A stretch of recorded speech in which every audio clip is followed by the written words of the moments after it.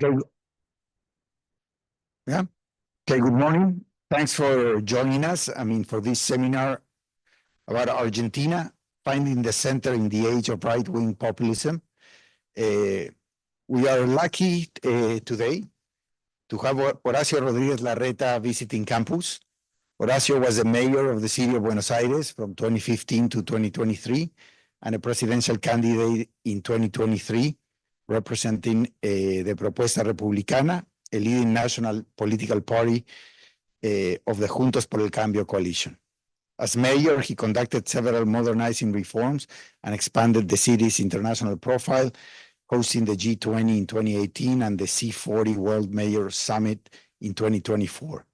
Before his election as mayor, he served as chief of staff under then mayor of Buenos Aires, Mauricio Macri, for another 8 years.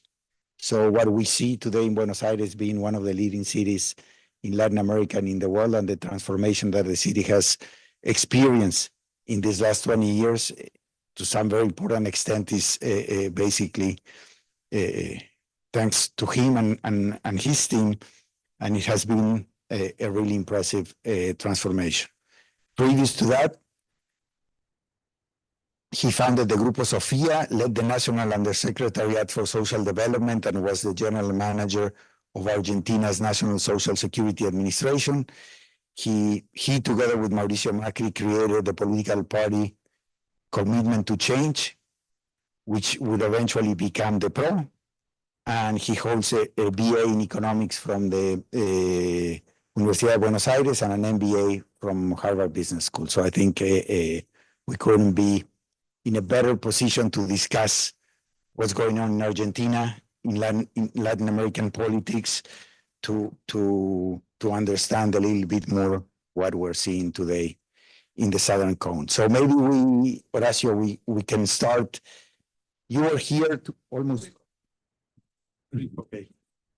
Let me correct you in that I'm in a great position to analyze what's going on, because if I were in that position, probably I would be in the in-house and not here. Okay, so we can start with that.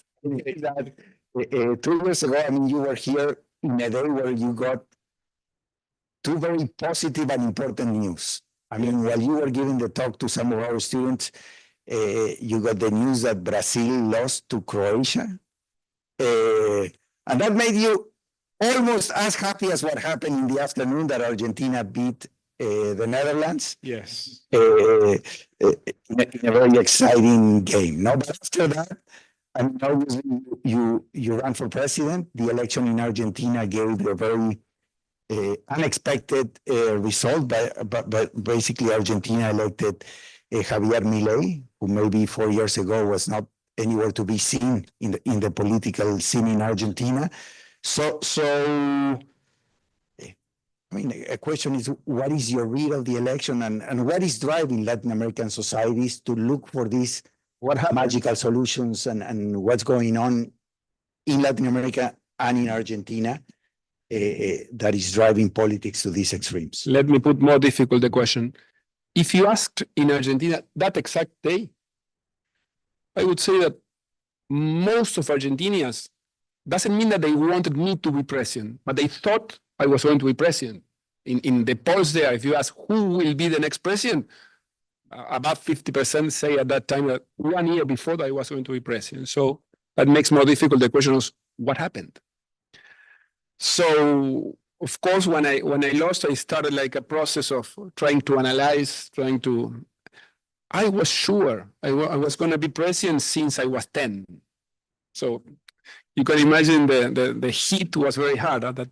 And I was sure I was going to be president until the day of the election at 6 p.m. while the count of the votes started. I was sure I was going to win. So my analysis after a difficult process is that I didn't know how to handle, for it's something that I can analyze today, not at that time. I couldn't handle the challenge of being the early front runner. And that's a challenge, that's a problem. You become conservative. It's exactly what happened to Argentina and Holanda that day. But we were winning 2-0, we went all backwards, And it ended up 2-2, and then we win the penalties, the same as it happened with France. So you become conservative. No risk. Let's not move. Let's not answer. If we are winning, where should we risk? Well, then a poll shows up that you're going a little going down. Well, probably that poll is paid by the other candidate. Well, in the average, I'm still winning. It's a statistical mistake, so it will correct. So you enter in that a scenario in which you feel you already won and you don't risk anything. So first problem. Second problem, and it's something that it brings a lesson for today, is that all the politicians wanted to be with you because you are winning. So all that wanted to be governors, mayors, they hang on you. So I ended up in a campaign with it's a photo album of all politicians with me. In most of Argentinian history, that would be an asset because you have the politicians, the local politicians, even people that won in the provinces. They supported me, and that at that time in Argentina, that went against my chances because people didn't want politicians at all. It ended up winning a guy that had zero endorsements, and I had all of them. So I ended up surrounded by politicians because all wanted to be with me because I was winning very early. Second problem. Third problem, if you are winning very early, all the other candidates, they campaign hitting on you. If you see Milei, what he said or what he did during most of 22 or at the beginning of 23, 80% of his criticism was against me, not against the Kirchnerism, against me. And even in the primaries, Patricia Bullrich did the same. So she started campaign criticizing. And as I was winning and as I was conservative, I didn't answer. Why should I answer? This guy is crazy. Nobody will believe on what he's saying. Let's not enter in a fight. If you are heading, don't give him value. If you answer him, you're going to put him on the paper. So well, at the end of the day, I'm here and he's in the pink house. So, of course, the strategy proved to be. So that's my analysis. I mean, I couldn't manage that. And of course, you can say, well, in addition to my mistakes, there was a trend in most of Latin America and in the world towards this anti-system right populists. That could be. But if I only take that reason, I'm not learning anything. If I put all the responsibility outside on the context. So it's a combination of both. I don't know. At the end of the day, it doesn't matter. I have many friends that said, well, if you had done everything perfect, you would have lost anyway. But it could be. I don't know. It's counterintuitive. I don't know. It doesn't matter. What I can learn is on what I think I made a mistake. And I couldn't manage this. And of course, as you said, there's a trend in the world. We can, with today's new information system, people get very anxious for very quickly results that democracy don't have any chance of accomplish. I mean, people are frustrated because they have a lot of information. I mean, and there are many very good sociologic analysis of what's going on. I mean, people are going to extremes. People get informed that reinforces what they believe. So all that promotes the extremes. But my view is that the trend of promoting the extremes, the social networks, and all that help these guys to win elections, but doesn't help at all to govern. Even less in a country like mine, in which you have to deliver. I mean, Milei has to do a lot of things very, very well to sustain and have Argentina grow. In many other countries, developed countries or stable countries, you can maintain status quo, and it doesn't matter. You can easily survive. I mean, with a good speech and maintaining somehow status quo without many changes, you can survive. Not in Argentina, because Our problems are so deep that you need a deep transformation. And that's the challenge this government has. And that's probably different from other countries in the world. Thanks. And given that I mean that you focus more on the things that you could have done and the campaign more than saying, well, society the context is polarized and, yes, and was kind of the result would have been the same. Focusing on your campaign, social media, besides having been more aggressive, not maybe showing yourself as the elite or the system and showing a more disruptive side of you that you mentioned in your previous answers. On the specifics of the campaign, social media, explaining your platform versus being maybe more ambiguous, or what things would you do different? No, definitely the management of the social media could have improved a lot, definitely. We didn't get the way to enter there. I can say also that it's much easier for extreme positions to develop a successful campaign in social media. If you go there, you insult everyone, probably you will have more followers. So in the essence of my campaign, it made it more difficult, even though in my way, keeping my values, we could have done much better. We somehow underestimated the social media at some point because of, as I have all the politicians around me, they come to me and they sold me that they have the structure, they have all the political grassroots campaign. Let me take care of my province, that I have the long experience, that even people that won their elections, people successful in their provinces, a couple of governors that got 50% in their provinces a month before the presidential election, then they supported me with a lot of loyalty. They campaigned with me, and then Milei won there. So there was like a mismatch between what was going on in local elections and what happened in the national one. Milei won in provinces that, even in provinces where people had to vote for senators and deputies, he didn't have anyone in the list. It was only his ballot. That's incredible. That only happened with very, very, very small parties. He went there and he campaigned saying, I want to make sure that here I don't have anyone for supporting me. That was his campaign. Completely the opposite of mine, that I could show that everybody were with me. People didn't want politics. They didn't want politicians. And I didn't see it. I see it now. But again, I mean, we could have managed much better. We somehow underestimated the impact of social media. So now, I mean, fast forward the last 9 months, Milei has been in power since December 2023.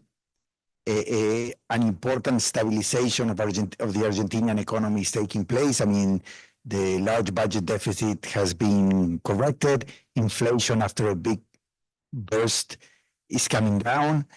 The exchange rate has been controlled by the central bank, and there's a big question mark there. There's an agenda to deregulate the economy. And then there's the politics, that Milei has a significant degree of support in the polls, no representation in Congress and in local governments. And it seems that his political style to push his policies through is to continue to play the role of the outsider, criticizing the establishment, but then he needs to negotiate with the establishment, and that generates a very uncertain situation, because you feel that every month this equilibrium can unravel. So can you give us, I mean, a picture of what's going on in Argentina, both on the economy, the politics, and this very different environment that we are seeing from the outside? And sometimes even on foreign policy, a president that seems much more interested in visiting countries to attend ideological meetings than to meet his counterparts to advance the country's agenda? Easy question.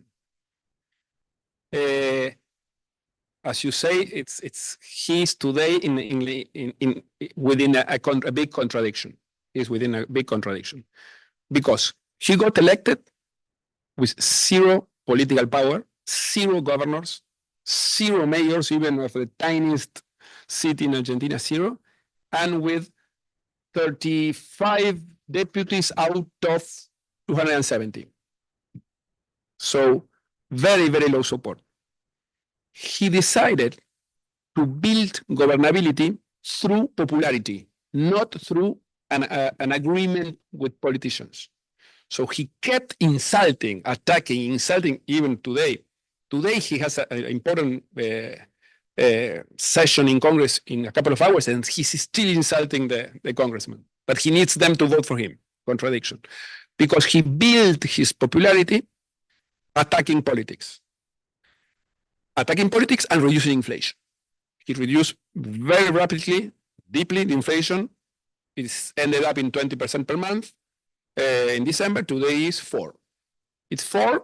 That's more a question for the economists. 4, but stabilizing 4. It's not going down. It's doubtful whether he can go down. But he built his popularity there. The problem is that he needs laws. So, and then comes the contradiction. He needs what he calls the caste. He criticized the caste. He really found a very easy way of seeing the politics and the power in general. He summarizes it at the caste. Very successful in marketing, but he keeps attacking the caste, but he needs them to vote in Congress. So it's a contradiction.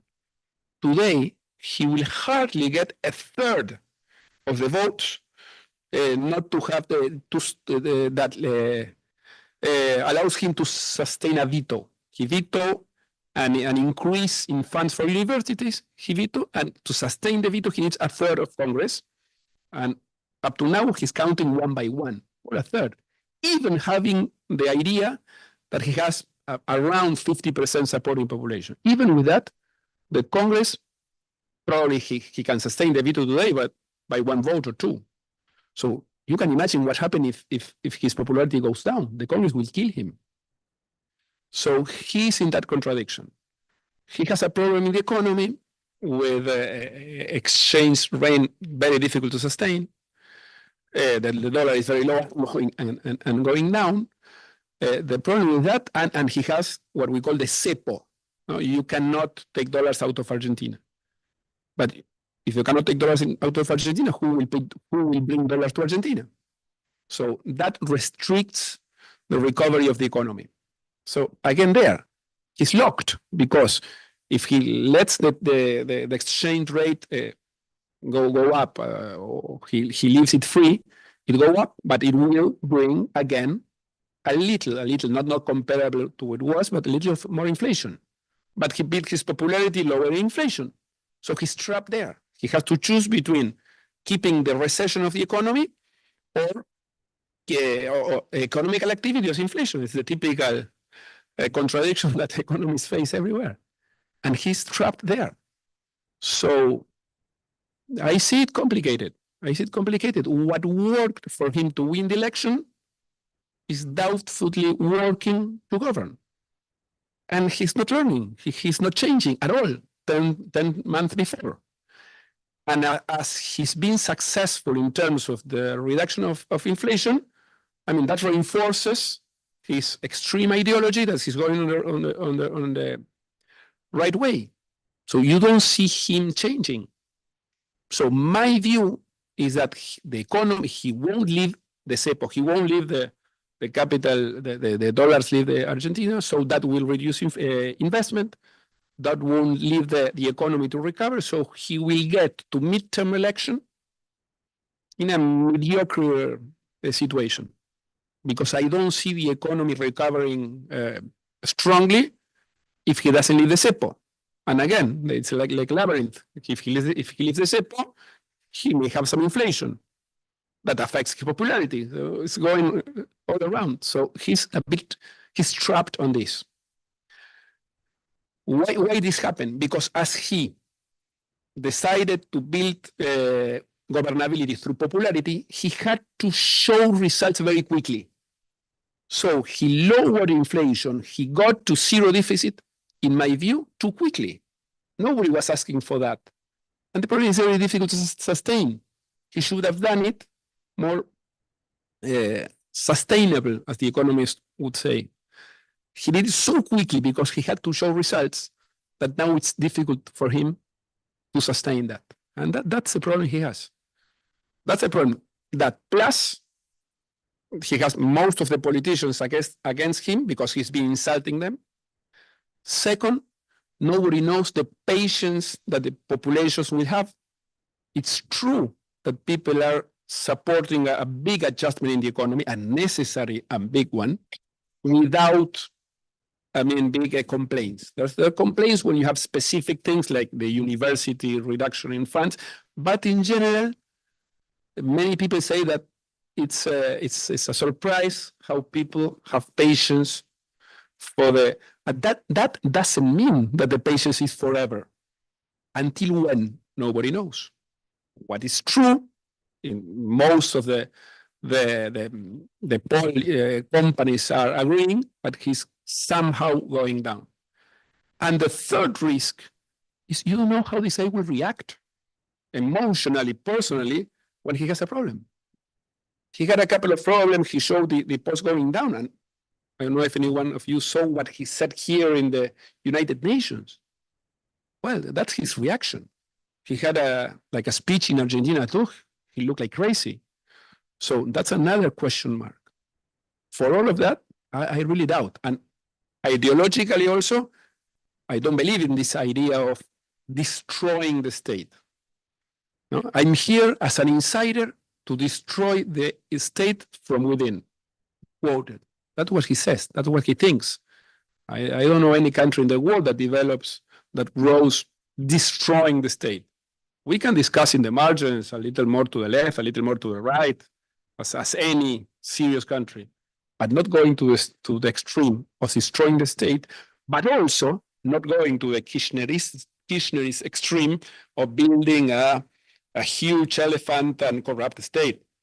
I mean, we have to, the challenge is to leave the trap of either the anarcho-capitalism of the libertarians, and that the alternative is the Kirchnerism, because that alternative also goes against the chances of Argentina recovering, because many people think, even agreeing, let's say, with all of what Milei is saying, the problem is who's next.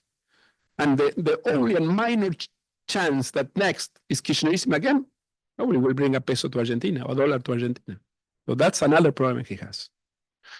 From a political point of view, from an electoral point of view, the best for him is to confront with Cristina Kirchner. She announced last week that she will be the president of the Peronist Party. That's music for his ears, electorally. But in terms of the recovery of Argentina, in terms of attracting investment, that's a problem. So the challenge we have, and I include myself, is to build a center moderate alternative that I don't know how to. So that, that was obviously the next question on how do you recuperate the center in Argentina? How do you start a dialogue? Because with this, more extreme regimes, either from the left or the right, dialogue on public policy completely disappears. It's either you support my policies because they go against the casta, the establishment, and they fight corruption, regardless of what the policy is about, education, social security, or you're with them. You're with the bad guys. Or you are a rat, or as he says. Yeah, so you are a rat. You don't follow me. So in a sense, do you see a path that a sufficient critical mass in the political system might develop, and how to do that to recover that policy dialogue, that center, eventually to build a more sustainable policy proposal, as you were mentioning? As I told you, and it's not a joke, I don't know. I don't know how. I don't know whether it's possible. What I know is that I will, and we have to fight for it. Because on my view, it's the only way for Argentina to develop. The only way. So, but the chances and how, I really don't know. I start with my conviction that what Milei is doing, it cannot work. Because I believe that Argentina needs a much broader plan, including many aspects or issues of the public policy, that you need to rebuild an efficient and effective state. That it's true what he says. The national state body, it's been a disaster. But that doesn't mean that you have to destroy it. It means that you have to make it work, which is, of course, difficult. But on my view, with my ideas or values, it cannot work. So if it doesn't work, because again, as I said before, different from many other places in the world, he has to deliver. He has to do things. He has to make transformation. Status quo is not an alternative for Argentina. That's a problem for him. A problem, a challenge for him. So on my view, this cannot work. That means next election, midterm, the next one, the presidential one, Argentina won't grow without a plan. I have a more, let's say, industrial policy, but on the margin, and not an extreme at all. I really believe that what Kirchnerism did in Argentina in terms of economy was a disaster, trying to intervene in every decision of the economy, growing the state. Cristina Kirchner got Argentinian state up to 40+ of GDP, a disaster, where Argentina was only, and as an average, we were around 30+, 30-. They grew the state, so a disaster. But we cannot be trapped in the decision that either libertarians or Kirchnerism, 90% of the countries we would like to resemble, they go in the middle, a little more to the left or right, and my view is that if we don't do that, we won't develop. So again, I start from the conviction that what he's doing, it won't work sooner or later. But that's not enough. That's not enough, because the problem is what's next, how to build this. Let me use very, very boring and very not in fashion words: moderation, center, rationality. Who would vote for those? Nobody today. If you have to go only 4 years before, not to the history books, 4 years before Cristina Kirchner to win the election in 19, he had to put Alberto Fernandez, that at some time he represented the center, the more traditional Peronist values. She had to go to the center. She probably would have lost the election. Otherwise, she would have run 4 years before. So it's not that the change, there is a trend in Argentina towards the extreme. It happened this election. Right? I doubt whether it's forever. And again, I start by the conviction that this is not the way. What you can do? The first question is the when. The when. That means, should we try to put together, to build a moderate coalition in the country that together will go to this next election? My view is I doubt it. Because, I mean, for those who follow Argentinian politics, the names are the ones that everybody would put. Would be Schiaretti, would be, I don't know, Pichetto, would be some of the Peronists, not Kirchnerists, it would be the Radicals, would be the Carrillo Coalition Cívica. There are many there. If we put all those names together, you help Milei to say, I found them. Here is the cast. Here is the cast. That reinforces his relato, his speech, that there is the cast. And even if Milei, let's say to an extreme, fails, that doesn't mean that people will say, sorry, cast, please come back. It doesn't mean that people will revalue the cast.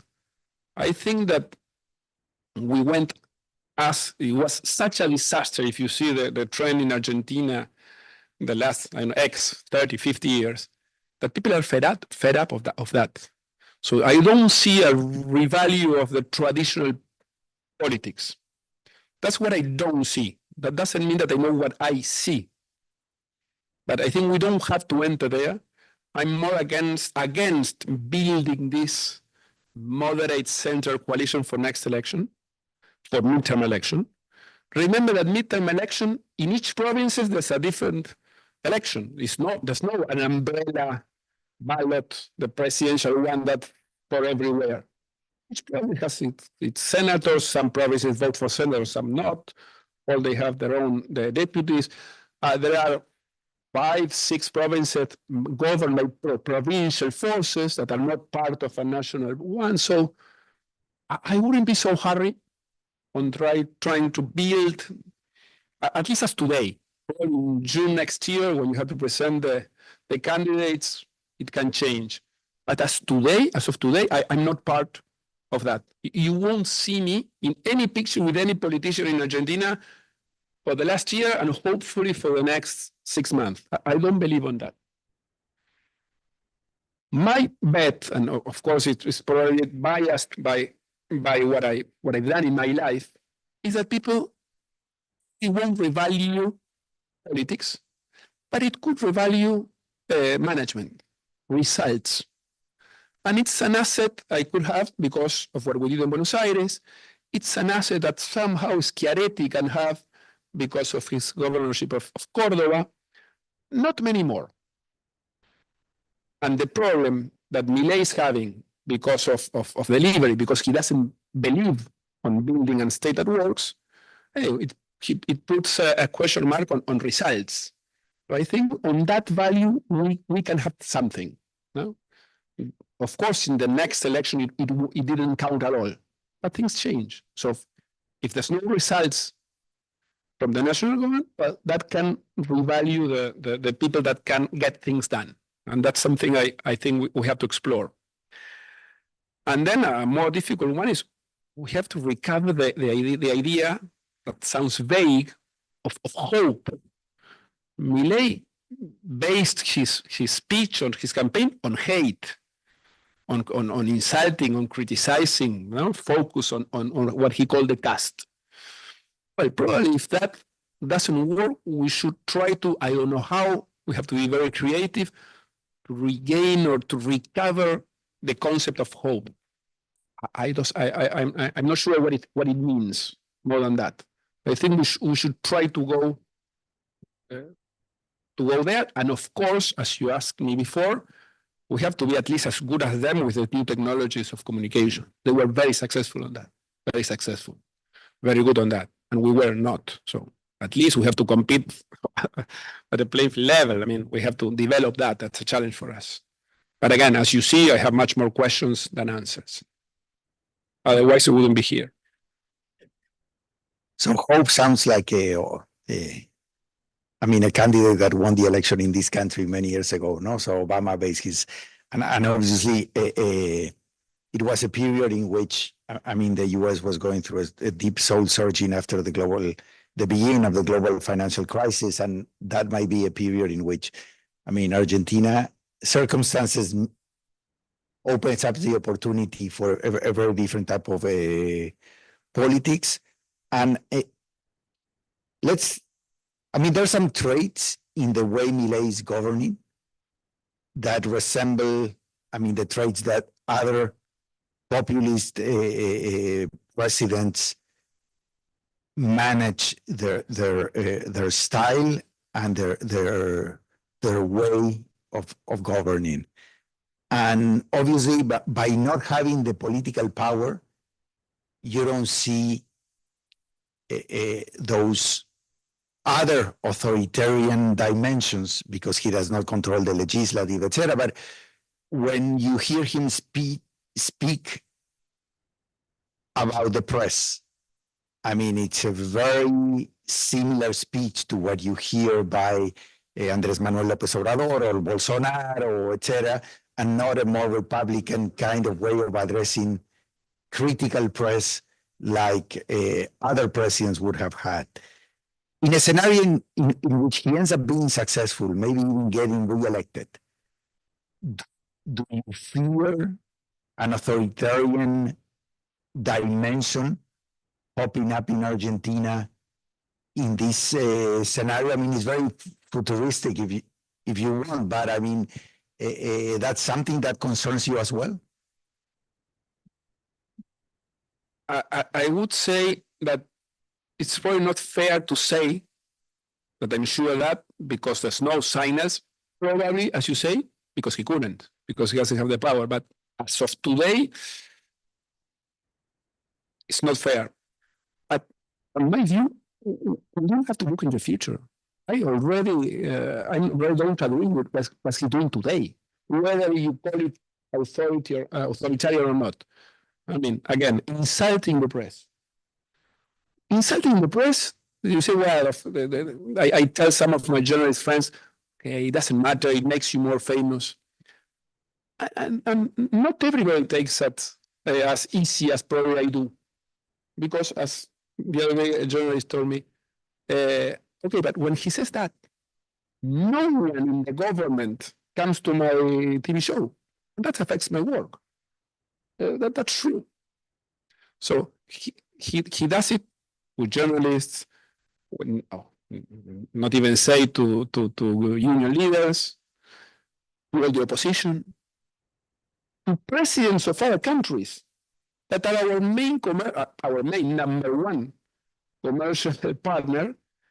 He cannot talk with the president of Brazil because he prioritized his own personal position in those extreme right forums. He gives more importance to that, of what Elon Musk says, more than what Argentina needs.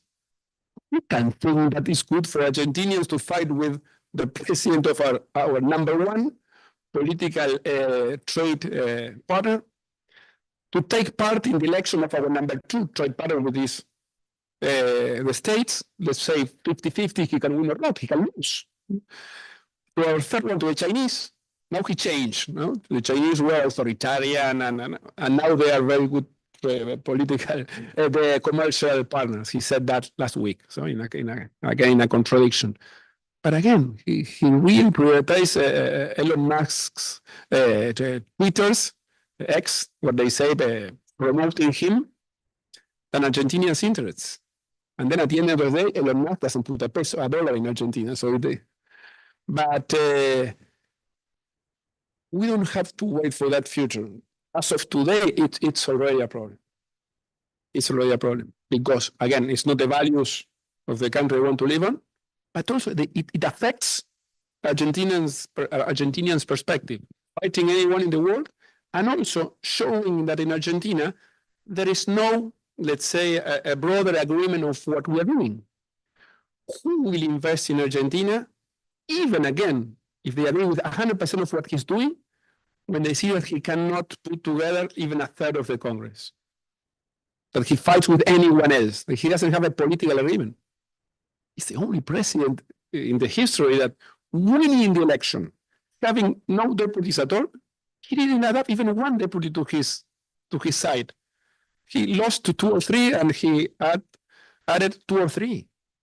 Even with 50% popularity, he doesn't build a political, because he doesn't believe on that. It's not that he cannot, or that he doesn't know how.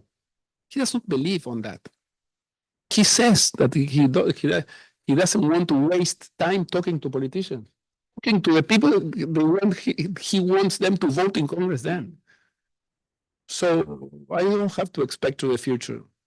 And then going to more institutional, the judges, or at least one of them that he's proposing to the Supreme Court has a big question mark. Probably he didn't go as far as you were telling me that in Mexico's judiciary reform. But he shows the question marks on that. Saying that, it's not fair that I say today that he's going to be an authoritarian. No, I don't know. Maybe it's a good time to open up for questions from the audience. I see a lot of people that maybe have important questions. So Thank you, sir, for coming to campus. Two questions. One thing you haven't touched on is how he has implemented some of his reforms through decree. And is there a possibility that if he can't get his support in the Argentine Congress, that he can just keep implementing his policies through decree? Yeah. And two, you talk about not libertarianism or Kirchnerism, but is there the Argentine Center, can they come up with bold proposals that address people's anger and concerns? For the first one, I don't know how sustainable it is. There's some laws he cannot govern by decree. The most important one is the budget. He cannot sign a decree for the budget. And even for those in which he can sign a decree, today, again, only 10 months after starting office, and with this supposed high popularity, today, in a couple of hours, it's doubtful if he can sustain a third of the Congress to sustain his veto. Today, if today he's having that problem, I cannot imagine what will happen in a couple of months. So I doubt, which is good for Argentina, that you cannot govern by decree forever. And again, there are some laws that, following the constitution, he cannot pass by decree, the budget. That's going to be the next big challenge he will have in 1 month, the budget, next year's budget. Because they are all the governors that they have representatives in Congress. They fight for the money. He doesn't give them anything. It's not that he has a lot of money to distribute, even with good intention in terms of public works or whatever. He doesn't have much to distribute. So he doesn't have much weapons in a political census to have support for the budget. So I really doubt if he can sustain this. The second question was about the center. Oh, not the libertarianism or Kirchnerism, but there is this kind of feeling of just testing the current political system and the state of the economy. How he can recognize people's anger, but also give bold proposals to address the problem. Well, that's the challenge. That's something you may help me to answer, because I don't know, really. It's a challenge everywhere. It's a challenge everywhere. I really don't know. I mean, because, again, it's fair to say that I really value and appreciate the effort, the decision he's having for fiscal equilibrium. So hopefully, if he doesn't perform or he doesn't complete all the other things he does, well, at least we keep that as an asset, which today it seems that people value it. But if the economy is not recovering, I don't know if in a year from today, people will keep sustaining or supporting that. For me, if he leaves that in Argentina, only that is a great thing. The problem is whether you can sustain 4 years of a government only with that asset. My view is that you cannot. Even today, 10 months before, after he started, if you see the polls, 6 months ago, I don't know, large percent of the people would say the inflation was the main problem in Argentina. Today, no. People have inflation only as a right, let's say. And today people ask for economical activity, employment, activity, whatever. Today, that we had 20% inflation 10 months before. Well, already today, it's not anymore the main problem. Election is in 1 year. So it's not so obvious that we'll keep that as an asset forever. I hope so. But how to build the alternative? I don't know. It's very difficult or very challenging to build the epic of moderation. let's say, the fanatism for rationality. It sounds a contradiction. And as you read everywhere, people vote for their emotions. How do you move emotions with rationality, with moderation, with center? But that's what we need once we govern. So it's a contradiction. It's a contradiction. Yes. So as I said, Javier Milei won the election mainly because of the economic problem in Argentina. It's clear that he won because of emotional reasons, but people also voted with their pockets, right? What is Javier Milei's government besides the economic issue? And I mean, in terms of reforming education, Nothing, elementary school, social security system. Nothing. Okay, and You don't see any proposal, any reform, anything. okay, and sorry, and following up on Alejandro's question about democracy and the quality of democracy, especially, do you see Javier Milei accepting that he lost an election? I don't know.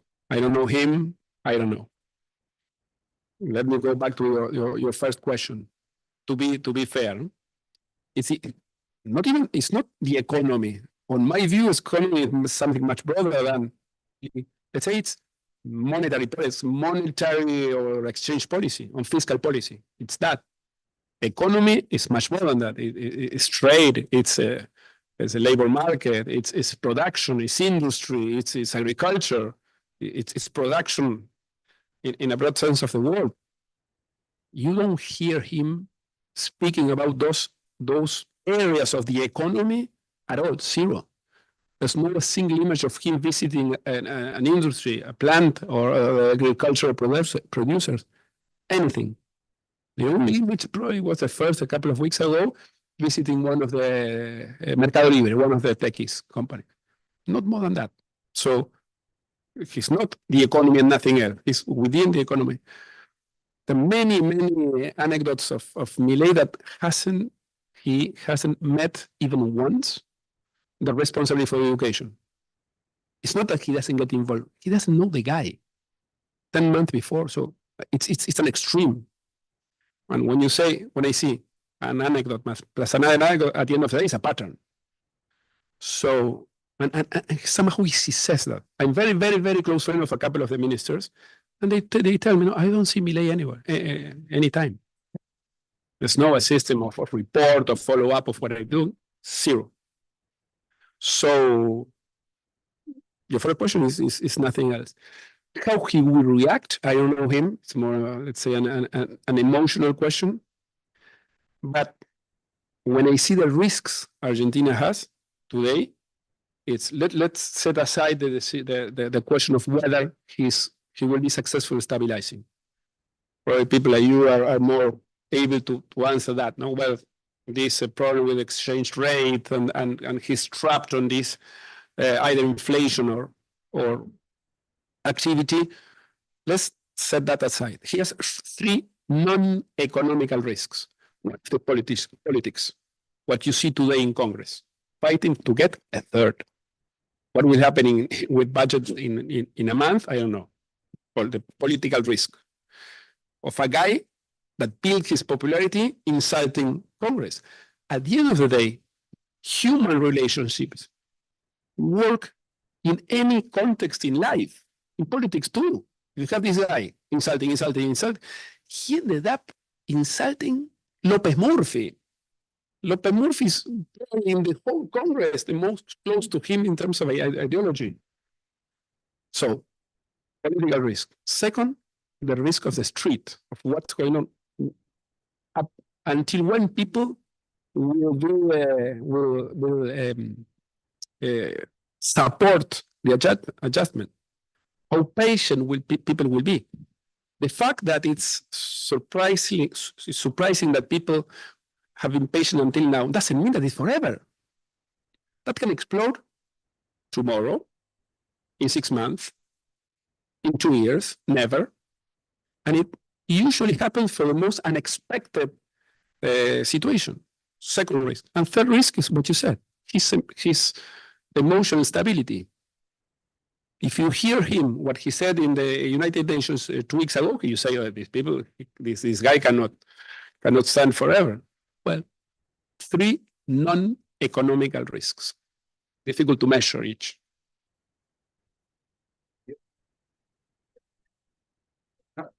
Great. It was first. Sorry. So you talked about how sort of Milei's rise was very sudden and unexpected, and there's been, at least I sort of think, something similar you could say maybe with Bukele and even Donald Trump here in the US. Do you think there might be a reason for the rise of anti-establishment politicians so suddenly and right now, you know, as opposed to any other time? I really think that you find examples in the international politics to support an idea and exactly the contrary. Depends what you take. But when you add up Trump, Bolsonaro, Meloni, you see the election that Le Pen in France, you see Orban in Hungary, and you add up, well, you can think there is a trend on that. Probably, and that's more for a political scientist, fueled by this change on the way people get informed, on the development of social networks. There's a lot of explanations that reinforces what you feel or what you believe. So all that makes extreme polarization all over the world. So of course there's something around that, and let's say the hyper information that people get promotes hyper anxiety for results that a democracy cannot accomplish. So there are explanations you read all over, but there is a trend, definitely there is a trend. But I also think there is a trend in terms of that as they are successful winning election, they fail then on governing because they promise so much things that they can never give to people. They build frustration all over the country, the world. That's why probably here Trump, he lost the election even with the economy growing. He lost the election because he went so much on Bolsonaro the same. I think he's probably the only president in Brazil's history that lost the re-election with the economy growing, because he somehow fails in the eyes and he promotes hate. So, and that's a problem in Argentina, that we don't have any continuity at all of policies. You cannot find in the last, let's say, 80 to 100 years, a president that followed what a different president did before him. It's a pendulum for half a century, killing each other, military and civil president, literally killing each other. And since democracy came back, all the presidents were elected on the basis of refounding Argentina. Everything has done before is a disaster. If I can, I will put in jail the former president, and now I'm here to refound Argentina. That's our history. Milei is repeating that pattern. That's why I emphasize so much on that Argentina needs an agreement, a large agreement. For what we did today, we can sustain a couple of decades. Everybody tells me in Argentina, no, it's very difficult. I know it's difficult. If it were easy, someone would have done it before and we were not in the mess we are. It is difficult. If you see a country like Mexico, I mean, you kept like a policy. No, a long time. I'm not saying today, but for a long time. In Chile, you were from Piñera to Bachelet back and forth, and people don't realize that. That's a serious countries in the world. In Argentina, we started from scratch. Every new government, the founder comes.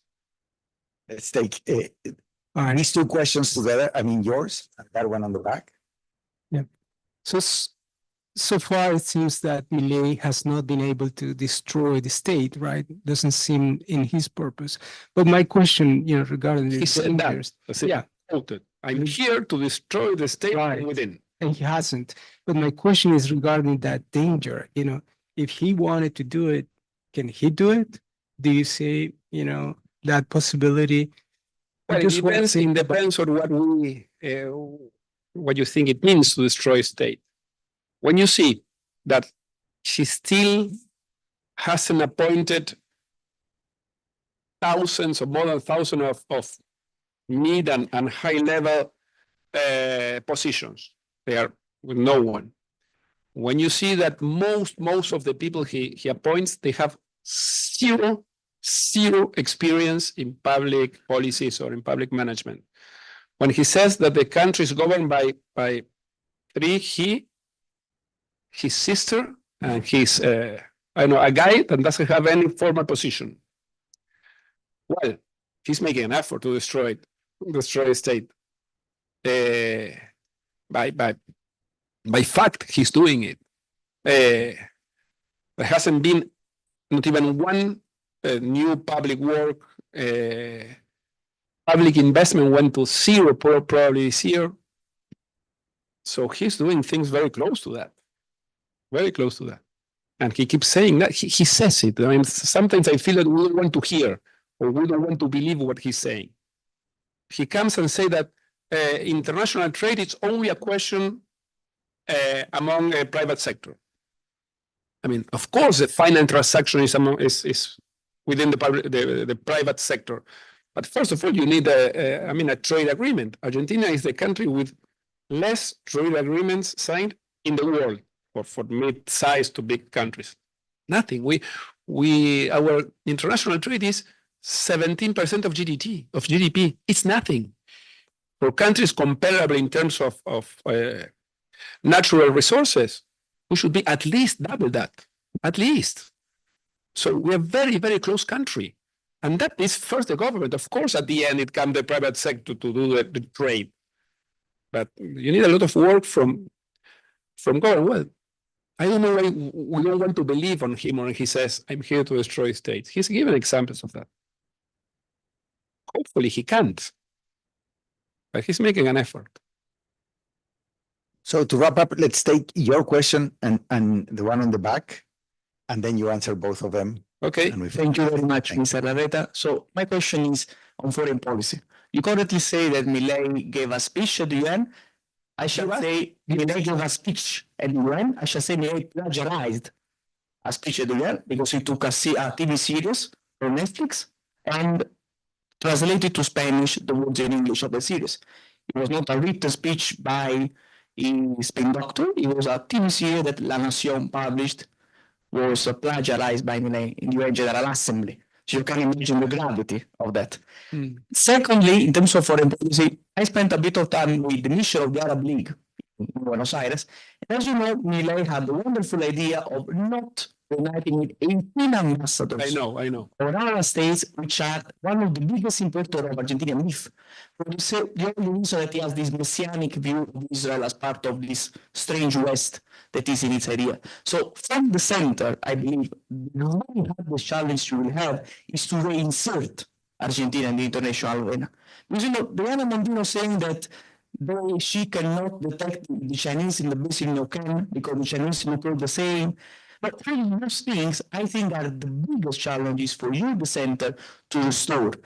And it's very easy to do those kind of harms in foreign policy, but it's very hard to undo them. So do you have a strategy for that?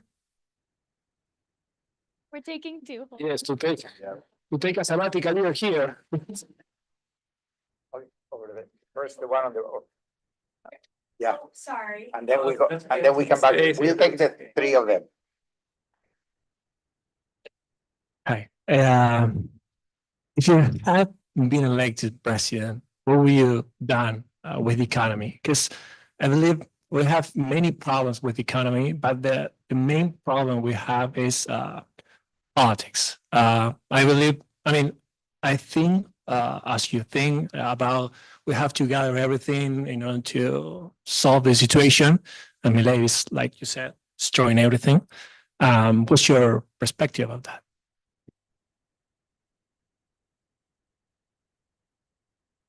Thank you for your talk. You said that Milei has zero governance and he keeps insulting governors, but we see that he gathered 18 out of 24 governors this time the Pacto de Mayo back in July.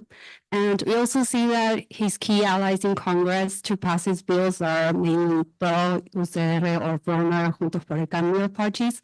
So how do you think that his relationship with the political establishment will evolve? And how would it impact in next year's midterms election and eventually in the 2027 presidential elections? Well, for you, it seems you are very informed on the problems we have in international politics. It is as hard, as difficult as to rebuild our political position in the world, as difficult as many of the other public policy issues. So it's very difficult, the tasks. As you said, it takes years of building a good relationship and a second to destroy it. You know, in the example you mentioned, I read that Milei was going in his car to the meeting with 18, I think, or 2018 ambassadors, and he went back. So, I mean, insulting even more. In Argentina, in a country where we can have many problems, but we are very proud on how we live in diversity.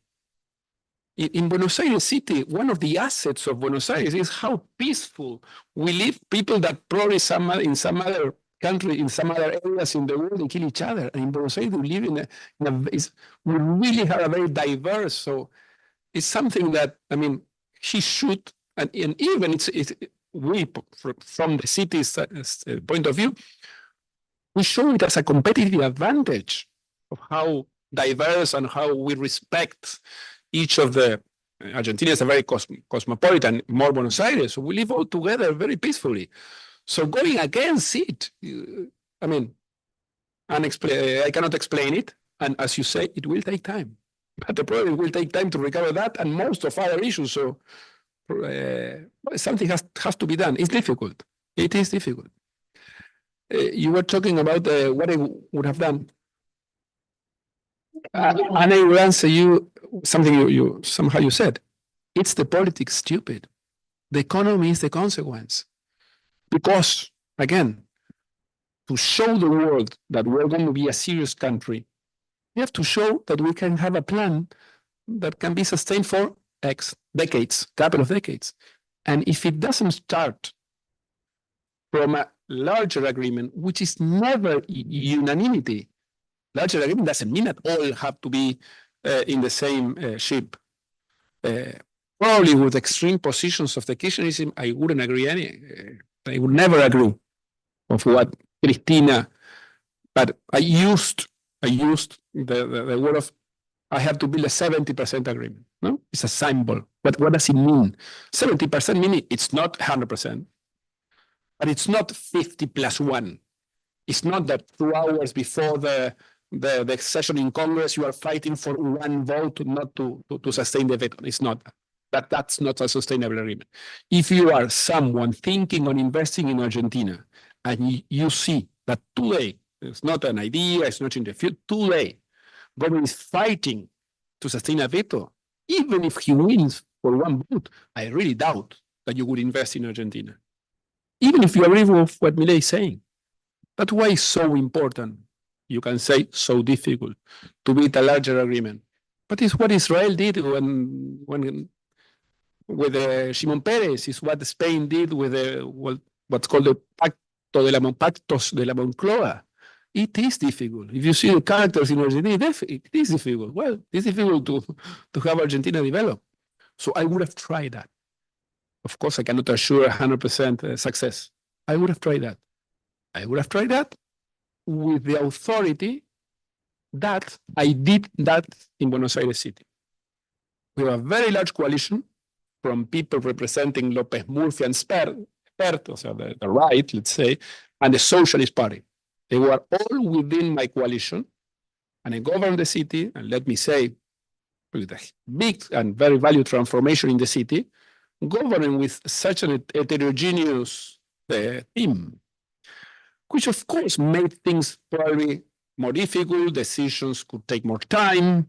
And I invited them every Monday for lunch with me and discussed, and they were fighting each other, and one was his idea, and the other one was the other, and why do you are in the picture with this party and not with mine? You know what's that? Politics. Politics in a democratic country, in which I want to live in a democratic country. So I can say I will try that. I would have tried that because I did it in the city and it worked. It is difficult, definitely, but I would have tried that, and I would have fight for the macro stability. Without macro stability, there's nothing.